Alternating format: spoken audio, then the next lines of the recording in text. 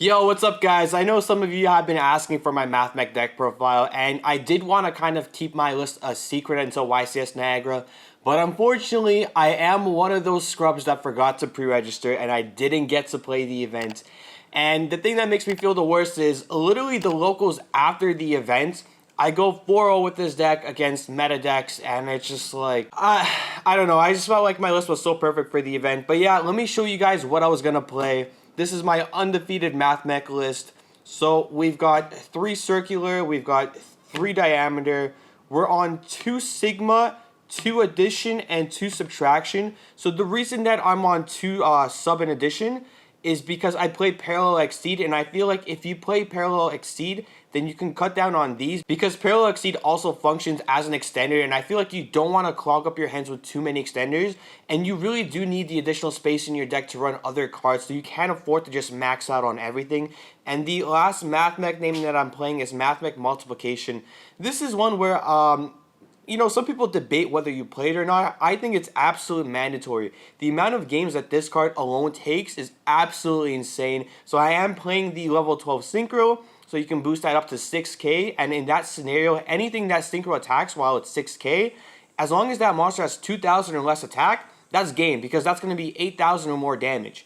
And the other thing is, if you chain this properly with your access code, so you do chain link 1 multiplication, chain link 2 access code target transcode, your access code will be at 10,600 attack, and even if it gets like impermed or veilored, it's still going to be at that attack because it's not going to get its effects negated until the end of the turn, because multiplication was the last thing to apply since it was chain link 1. So yeah, in my opinion, this card is absolutely mandatory. Like I said, I am also on Parallel Exceed. I'm a little iffy about this card because I'm not playing Almirage in my extra deck, and I do have scenarios come up where I draw this card, and unfortunately I don't draw another MathMech name, so I can't go like normal summon Link off and then use Parallel Exceed. So I'm starting to get the idea that playing Parallel Exceed without Almirage is incorrect, but my extra deck is just so tight that I'm struggling to find the room to fit it in. But I think going forward, I'm going to have to fix a few things up because it has become kind of an issue. And for the last 2 monsters, I am playing 1 Lava Golem and 1 Spell Canceller in the main deck. So Spell Canceller, this was 100% a meta call. I was expecting a lot of Runic going into YCS Niagara because I think there's a fair few bit of people that were underestimating the engine. But from what I've seen, I think the engine was absolutely insane. I did expect it to get splashed into either Tier or Sprite or into maybe another variant, or maybe just a pure Runic deck on its own. And also, I did expect Mystic Mine to be a very big part of the meta. And if you normal summon Spell Canceller, you just turn off the Mystic Mine, and then you can proceed to kill your opponent. You can also make this blind, but it's not the best idea. So like, if you do the regular combo and you search for the diameter, you contribute the Alumbration, you contribute the Alumbration, special summon the diameter from your hand, and then tribute summon the Spell Canceller. That does take away a lot of the power from your deck, unfortunately, but depending what you're playing against, maybe it's the right call. Lava Golem in the main is super duper nice. Yes, it's only at 1 because you can get to it through Small World. And I forgot, you can actually get to Spell Canceller through Small World. So any MathMech name will get you to Spell Canceller because you can go any MathMech into Parallel Exceed, which is a win monster, into Spell Canceller, which is also a win monster. And yeah, Lava Golem, same story here. You can bridge into this with Small World. And the thing that I've noticed while playtesting, because I don't know if you guys know, but I've been playing this deck a lot. Like ever since Circular came out, I've gone X2 once. Otherwise, I've done X1 or better at every single tournament that I played in. And one thing that I've noticed is when I activate Small World, nobody wants to negate the Small World because they're like, okay, we'll just negate whatever he searches, or we'll just negate the Circular, which is like what you're supposed to get to eventually, right? And what I figured is, if I can just activate Small World and my opponent doesn't want to respond and I can search for whatever I want, why not play the 1 copy of Lava Golem, throw them off guard, break their board, and then if I have access to Circular, it's absolutely insane. Yeah, Lava Golem has been super clutch. Unfortunately, a lot of people at my locals have caught on that is the play, so maybe I'm going to have to switch this up. But yeah, if you go into like a big event and people don't know what you're doing, Lava Golem with Small World, crazy. Should play 100%. Hand trap lineup is a bit weird. I'll explain it. We are playing one DD Crow, one Skullmeister. I know people are going to hate the 1-ofs and 2-ofs, but don't worry. Let me just explain. So we got 2 Ghost Bell, 2 Veiler, 2 Nib. Let me just try to put this out or lay this out a little bit better. And then we got the triple Imperm. So the ratios for the hand traps are a bit wonky because we are on Small World. So that's obviously going to play a big part of it. So you want to access Circular as consistently as possible. So that is why we have the Nibiru and the Effect Veiler, because they work as amazing bridges to get into Circular because they are light monsters and it's very easy to get into them. And the other thing is Skullmeister is a very, very good small world bridge as well because it is a level 4. So any Mathmech name, you can bridge into Skullmeister and bridge into Circular. And the other thing is, I found Skullmeister to be a very integral part of a combo when you're playing against Tier Element because you don't want to make Lapilation against Tier. Because if you rip a tier card from their board or from their hand, they're just going to use the graveyard effect, and then they're going to make a Kick Callus or whatever fusion play they want to make at that point, right? Which isn't very good. You're basically helping your opponent activate their effects. So you don't want to do that. So the other play is, and I made a combo tutorial with all the important combos that I found for this deck personally, but one combo that you can do is, instead of making the Lapilation, you make the Alum version for the 3 materials. You can detach them to search any level 4 monster, which just so happens to be a Skullmeister. So if you've had the Diameter as material as well, you're going to be searching for a Skullmeister, and then you're going to be having an Omni Negate on the Alum version, which I think is absolutely essential. Veiler I also thought was really good because you don't want to just like Ash to Kick Callus because then they still have the other effect that they can use. Veiler and Imperm are just absolutely really good against the tier matchup. I've also found Nibiru to be really good against the tier matchup. The one DD Crow is because I cut Ash entirely. I was playing one copy of Ash because it was a good bridge into into the Lava Golem, and you could use Ash as a starting bridge into like Veiler into Circular, but I found Ash to just be very subpar in this format, so I did cut it entirely. So my options were between the one DD Crow, maybe the 3rd Bell or the 3rd Nib. I decided to go with the one DD Crow because I do find DD Crow to be the best hand trap of the format. I think we can all agree on that. And I do like the potential applications for it. And also, as a 1-of, you can search for it with Small World a lot easier than you can search for something like a Ghost Bell in this deck, which is very hard to access on its own. Yeah, for the 2 Ghost Bell, the reason Ghost Bell works and the reason I'm not just straight up playing 3 Crow is because Crow by itself is really, really good against Mathmech. So if you activate the Super Factorial and they Crow the Diameter, you're kind of forced to go into your Alum version, and then you're not even going to have the Omni Negate on it. So all you do is just search additional follow-up, which you don't really want. Ghost Ball is very nice because it interacts with Called By and Crow, which hurt the activation of Super Factorial. So that is why I decided to main the 2 Ghost Bell. So yeah, that works very nicely in this deck. Going forward, I probably want to up the ratios of the hand traps, because I've been finding hand traps to be actually quite impactful in this format. Like the high-end hand traps, right? Or like the high-impact ones, the ones that actually really affect the opponent. Like Nib, Imperm is very good, Crow is very good. Like hand traps like that, I think they're very, very strong. Moving on to these spells, we have 2 Small World, 2 Desires, 3 Silent Mining. We do want to maximize on consistency. The most important aspect of this deck is to access Circular because that is your full 1-card combo. You don't really care what the other cards in your hand are. Those are just like additional extenders, hand traps, floodgates, whatever they are. But the most important thing is just getting to Circular. So yeah, we want to maximize on that. I have thought about playing the 3rd Small World, and that's maybe something I'm going to test in the future. We'll see. Then we have the 1 Called By the Grave and the 2 Forbidden Droplet. So the reason, this I feel like I don't have to explain, this is just very good. But the reason for the 2 Droplet instead of the Dark Ruler No More is because with Dark Ruler No More, you have to break your opponent's board after. You can't kill them because you can't do damage for the rest of the turn.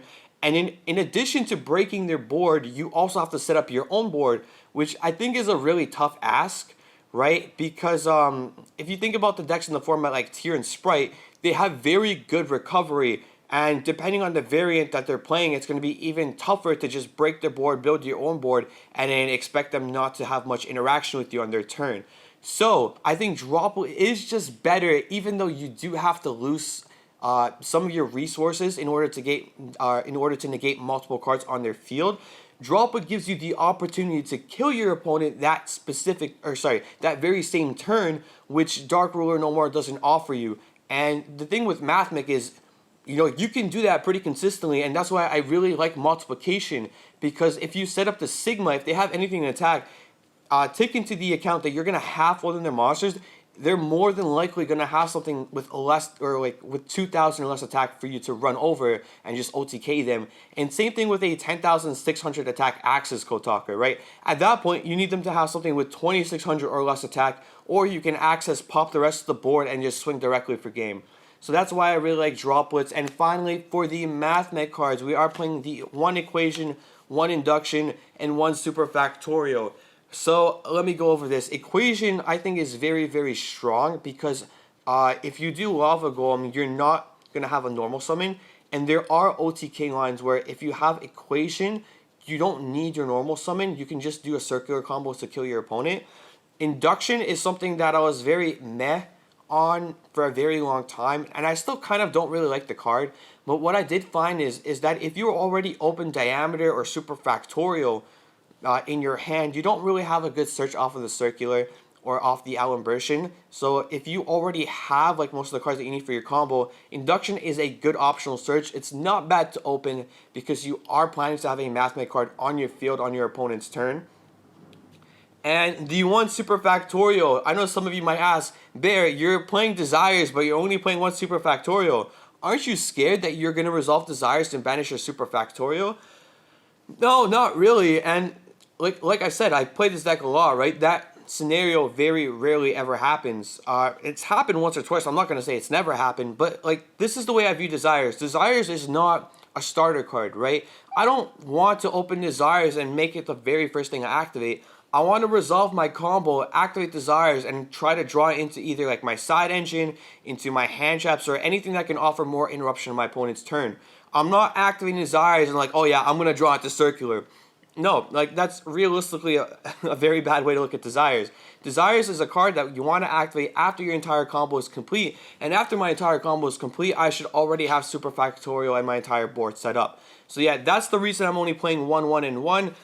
Not scared to banish it off Desires because I don't view that as the correct way to like build a deck or like the correct way to view Desires. If you disagree, feel free to disagree. That's one of the best parts about deck building or playing Yu-Gi-Oh! Not everybody has to have the same opinion. If you want to play the 2 Superfactorial, you're more than welcome to. I'm not saying it's incorrect, but I will say it's incorrect to view Desires as a starter card. It's definitely something you want to prioritize after you've already completed your combo. Alright, so let's move on to the extra deck. Nothing too out of the ordinary here. We are on the Disciple package, or on the Link D package, I don't know what to call it. So the Link Disciple, Link Devotee, I like this combo very much because it gets you into Wicked, it gets you into IP, it leads you into a Appaloosa play, and it also gets you follow-up for the next turn. And the other Link one that I am playing is a Lingeribo. I think this is kind of mandatory to play, and if I didn't have to play this, I'd probably be playing the Almirage in this build. But the thing is, Lingeribo is just very good, especially into tier. So what you can do is, if you have extenders, you can use one of the extenders to go into a, I'm trying to think about what the card is, and it's right here in front of me. But you can use one of the extenders to go into a Lingeribo, and that way you can turn off their Sulik, or for whatever reason, if they're still playing Meta Noise or something, you can turn it off as well. And the great thing about Lingeribo is it actually banishes the card too, so it won't even send it to the graveyard. And in that sense, they can't really do much of their plays. They can't send their like the Kaleido Heart or any other tier name that they might have on the field. So if they have the Havness in hand and they whip off that, that's pretty much all they've got to work with in terms of tier names, right? Unless for whatever reason you have to take the Lingeribo off the board. But yeah, as you can see, Lingeribo in the tier matchup, very, very good card. 100% have to play it. Like I said, we are on the Wicked IP package because this is part of the Link Disciple, Link Devotee combo. I did make a combo video and I did go over how to do this combo. So if you want to learn how to play this deck more in depth, more than just like me explaining why I'm playing certain cards, go check out the combo video. It's going to be a lot of help for you guys. We are also playing Heat Soul. This is not a Heat Soul dependent build. Your priority is not to make this card. This is plan C. If you get hand trapped to death and all you can do is go Splash Mate, Splash. It's like I have a lisp or something. If all you can do is go into Splash Mage and make Heat Soul, then you know what? Sometimes that is the game plan. This is your plan C. Don't prioritize this. Make this only if you have to. Next, we are playing the Appaloosa. Like I said, this is part of the Link Disciple, Link Devotee combo. Eventually, this is what you want to go into with your IP Masquerena. And the reason you want to go into this is because, like I said, your Super Factorial loses really hard to cards like DD Crow or Ghost Spell, and those are two very popular hand traps in the meta. So yeah, you do kind of want to make this before you activate the Super Factorial if you can, and that way you can kind of ensure that it does resolve, you get the Lapellation effect or whatever it is that you need to. And I guess the only way you kind of lose at that point is if they have Called by the Grave, which, you know, is an unfortunate one up for them to draw, but it is what it is. Then we are playing the Axis Code package, which includes Splash Mage, Update Jammer, Transcode Talker, and Axis Code.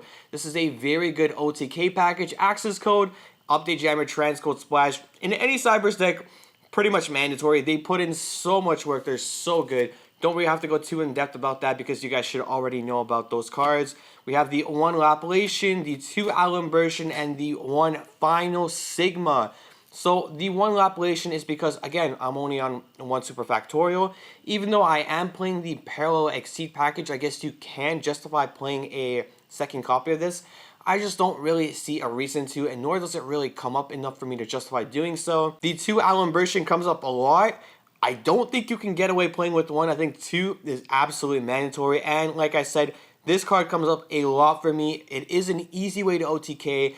And a lot of people don't know, but you can actually attack Sphere Mode with this. I did ask a couple of judges, and I did ask the head judge at Niagara, and I did confirm that you can actually do this.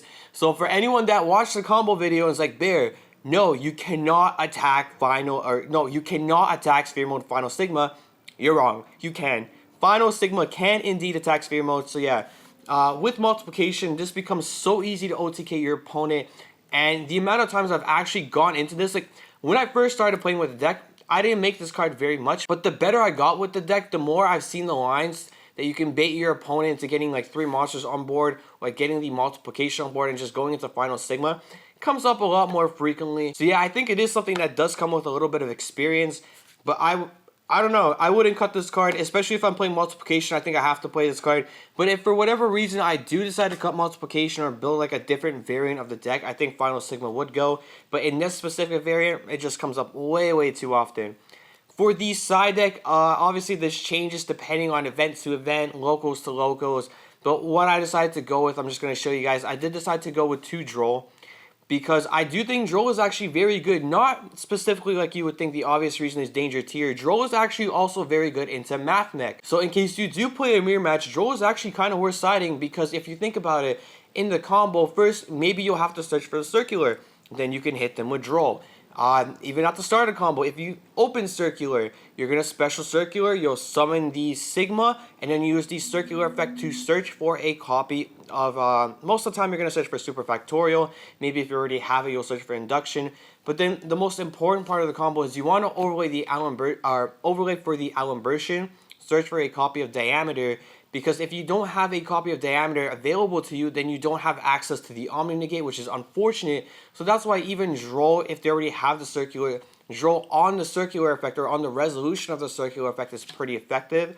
If for whatever reason the Ignister variant is played, Droll is even better against that matchup. People are starting to play a lot of Runic, and some people are even playing the Brave Engine in some decks, so that's also very effective against them. I just thought Droll would have been a very good meta call for the YCS. Next, we are playing the 3 copies of Sphere Mode. People are playing combo now, and this just makes breaking boards very, very easy. If you open this with Circular, there is an OTK combo. Like I said, I have a combo video going over that. So if you do want to learn how to OTK your opponent through Sphere Mode, make sure to go check that out.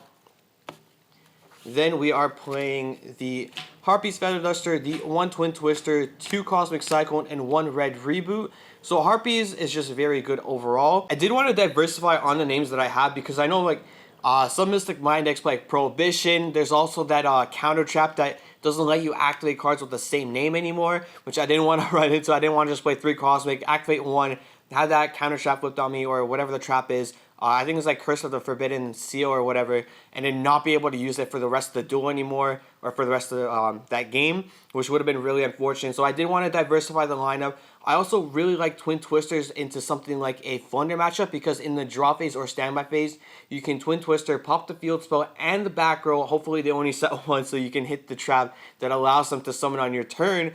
Yeah, I just thought it was good to diversify with Mystic Mine and Runic variants and whatever else in the meta. Red Reboot also, I think, is kind of mandatory with like Deck Devi and Eradicator running around. There's a lot of trap cards that can also blow you out. So I do find myself siding in Reboot blind, going second a lot of times, because I am really scared of those traps, because this deck can just flat out lose to Floodgates, flat out lose to something like a DDG. So yeah, Reboot, absolutely insane. If you draw it, oh, you feel so good. And then we are playing our own traps. We are playing 2 copies of D-Barrier and 3 copies of Warlords. D-Barrier, I don't know how I feel about it. Obviously, I like it for the tier matchup a lot. But if I think about it a little bit more in depth, they are diversifying the builds of tier. So they are playing a lot of engines like the Frog engine, the Splice engine, there's Punk engines, right? So their game plan doesn't really end with just fusions anymore. Sure, like shutting off the Kit Kalos or like any other Kaleido player, like the Mudragon or the Draco Stapelia for the turn, can do a lot, but maybe it's just not enough.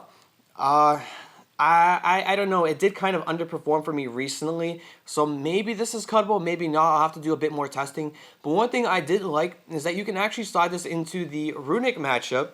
And if they happen to summon one of the monsters that can search for the field spell, and they discard for cost, you can actually make them go pretty neg, because you can flip D-Barrier, call Fusion, and then they won't get the access to the field spell, which is really, really nice. So that's like an interesting application that I found. Warlords, obviously, as a Floodgate, it's really nice. With a lot of people running a lot of engines in their deck, this can shut them out pretty hard. But yeah, for the same reasons that I said maybe I'm considering not playing D-Barrier in the future, it's the same reasons that Warlords has become significantly better. A lot of people are splashing a lot of different engines into their deck, which makes flipping Warlords a lot more effective. With how the meta is shaping up to be going forward, this could be just an absolute huge blowout card. One of the things that I am considering with this card, because you don't really want to leave an Appaloosa on the board with a Mathmech monster if you have the Warlords. And something like in an older variation that I played, I did have an Aver Maxima extra deck that I could go into, leave on the board, and then my opponent would have an incredibly difficult time outing it, especially if I was able to flip the Warlords. But yeah, usually like you still do want to go for the Apple route, but it is something to consider to pair along with the Warlords, and consider trying to make room for something like an Avermax in your extra deck. So yeah, that's some food for thought. That is my deck profile. I hopefully went kind of in depth enough for my choices for you guys to understand my logic and reasoning for it. If you have any questions or concerns or any suggestions that you want to leave for my deck, feel free to leave them down in the comments below. I'm not one of those people that's like, oh yeah, whatever I think is right and whatever you think is wrong. I'm always taking stuff into consideration. I'm always testing new cards. Like, for example, another card that I was really heavily considering playing when I was talking to a very high-rated DB player who also just plays Mathmech a lot. They were playing Cyanide Crosswipe, and they were telling me how good it was for them. And I can see the application for Mystic Mine, being able to wipe out your own monster, being able to dodge like target effects. That's also something I was considering, right? So if you have any suggestions or anything, feel free to leave them down in the comments below. I'll definitely look into it, or like I'll tell you why I think maybe I wouldn't play, or why, yeah, maybe going forward I should definitely try it out. So yeah, if you enjoyed the video, please remember to like and subscribe. It'll really help the channel out a lot. And for now, this is Bear signing off. Peace, guys.